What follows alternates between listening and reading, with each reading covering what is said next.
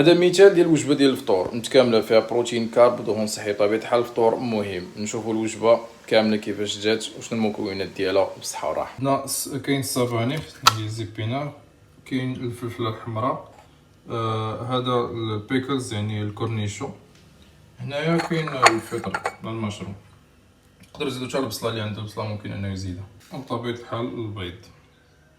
وهنا الشوفان بطبيعه الحال على حسب الكميه ديال اللي عندكم في البروغرام. من بعد ما كيتغسل هنا كنزيدو عليه شويه ديال الماء وتيغلي فيه بطبيعه الحال. العطريه بطبيعه الحال راه ممكن هي اللي غتعطيكم البنه ديال هادشي. هنا المسائل كامله هي الشوفان بطبيعه الحال تا هو تيطيب في الماء.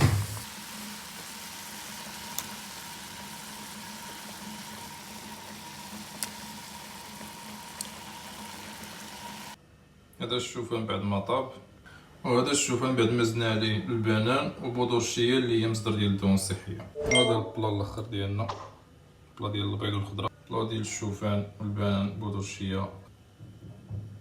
المصدر ديال الدهون الصحيه اللي عندنا في الوجبه هو يعني يا اما زيت البلديه ما بودور الشيا يا اما لافوكا. زيدوا واحد شويه خصو يكون في الوجبه ديالكم باش يكون عندكم بروتين كارب ودهون صحيه. الجسم ديالكم اللي كيفيق خاصو طاقه يعني كارب، خاصو احماض امينيه يعني بروتين، خاصو دهون صحيه.